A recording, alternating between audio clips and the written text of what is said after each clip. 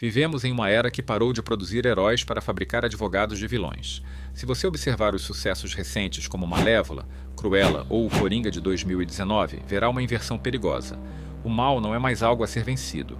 Ele é uma vítima mal compreendida. Essa desconstrução progressista nos diz que o lobo é apenas um faminto carente e que o príncipe é um símbolo de hierarquia patriarcal.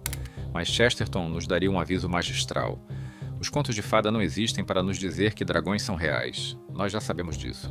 Eles existem para nos dizer que os dragões podem ser mortos. Hoje vamos entender como essa humanização do monstro está desativando seu sistema biológico de defesa e nos transformando em uma sociedade de psicopatas funcionais. Essa urgência apontada por Chesterton nos leva ao que ele chama de fatalismo pagão. No pensamento antigo e em muitas ideologias modernas, o mundo é visto como um destino cego e inalterável. Mas os contos de fada introduziram algo revolucionário: o realismo moral. Em sua obra Tremendas Trivialidades, Chesterton explica que a fantasia clássica não é uma fuga da realidade, mas um treinamento intensivo para ela. O príncipe não vence porque estava escrito, mas porque ele faz a escolha consciente pelo risco, impulsionado pelo amor e pelo dever. A bruxa não é uma vítima de traumas sociais. Ela é a personificação de uma vontade que se voltou contra o bem. Quando a modernidade tenta explicar o vilão através da psicologia determinista, ela está, na verdade, roubando do ser humano a sua dignidade mais profunda, a capacidade de escolher entre o certo e o errado. Porque ainda paramos para ver o Superman ou o Batman? Porque eles são os herdeiros diretos dos príncipes dos contos de fada. Na biologia evolutiva, como aponta Gary Saad em A Mente Parasita, essas narrativas heróicas funcionam como memes culturais de sobrevivência. Na savana ancestral, histórias de caçadores corajosos que protegiam a tribo reforçavam genes cooperativos. Hoje, o herói que se sacrifica pelo próximo é uma vacina evolutiva contra o egoísmo. Quando Chesterton fala de João e o pé de feijão, ele está descrevendo a coragem necessária para buscar o impossível. Quando a cultura moderna ridiculariza o herói altruísta, ela está, literalmente, atacando as ferramentas que garantiram a nossa coesão social por milênios. A eficácia dessa vacina biológica depende do que chamamos de altruísmo recíproco. Histórias de heróis não são apenas entretenimento, elas são instruções codificadas para a coesão do grupo. Gad Saad explica que, quando uma ideologia parasita infesta o imaginário cultural, ela começa a relativizar o mal para justificar agendas utópicas. Se o herói é visto como tóxico e a proteção dos vulneráveis é rotulada como opressão, o tecido social se esgarça. Nós evoluímos para admirar o caçador que traz a carne para a tribo sob risco de morte, não o oportunista que justifica sua covardia com retórica complexa. Ao desconstruir o herói, a modernidade está desativando os genes culturais que nos impedem de devorar uns aos outros. Essa desconstrução atinge seu ápice no relativismo moral, que transforma o mal em um caso clínico. No filme Coringa, Arthur Fleck é romantizado como uma vítima social, justificando a anarquia como uma rebelião poética. E os dados são alarmantes. Estudos indicam que essa romantização da violência em jovens pode aumentar a tolerância à agressão em mais de 20%.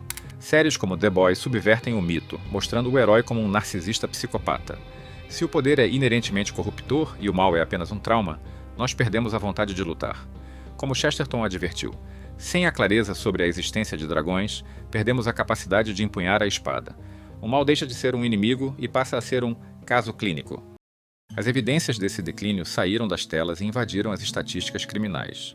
O FBI documentou um aumento de 28% em crimes inspirados por estéticas nihilistas, os chamados copycats, após a popularização de vilões romantizados. Um estudo do Journal of Media Psychology revelou que 68% dos espectadores jovens relatam maior desconfiança em figuras de autoridade após assistir a séries que subvertem o heroísmo clássico. Ao matarmos a narrativa do bem contra o mal, criamos uma sociedade paralisada, que assiste a atrocidades reais sem a capacidade biológica de sentir indignação moral.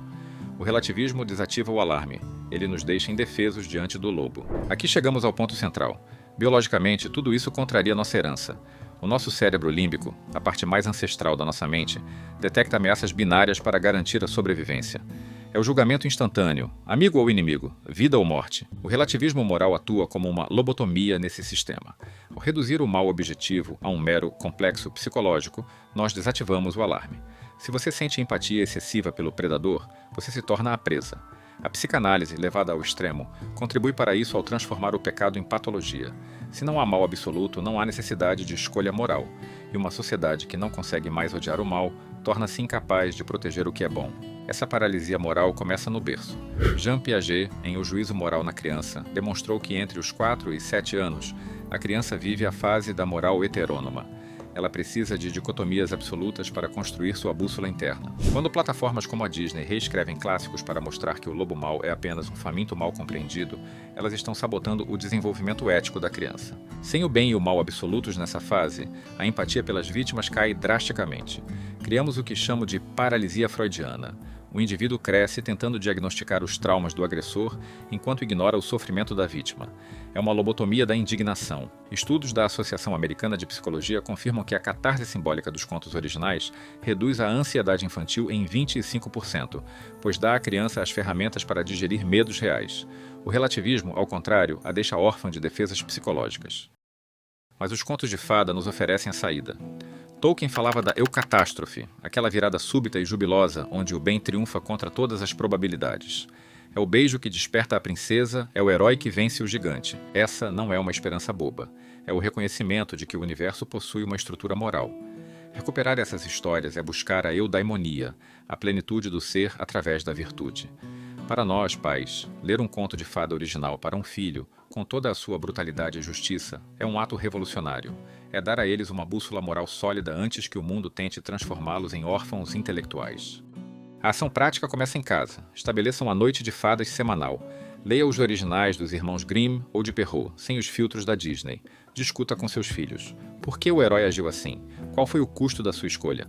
Use esses contos como vacinas contra o niilismo do TikTok. Biologicamente, essas histórias compartilhadas ativam a oxitocina e unem as gerações em uma tribo moral. Filosoficamente, elas ecoam os princípios socráticos da virtude. Ao restaurar a clareza moral na infância, você está preparando adultos capazes de defender a verdade, a beleza e a bondade, em um mundo que tenta borrá-las a todo custo. A eudaimonia não é um estado passivo, é a atividade da alma de acordo com a virtude.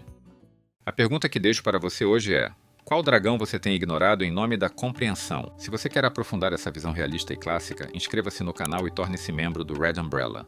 Confira nossa curadoria de livros na Amazon para resgatar a biblioteca da sua família. Vamos matar os dragões, um conto de cada vez.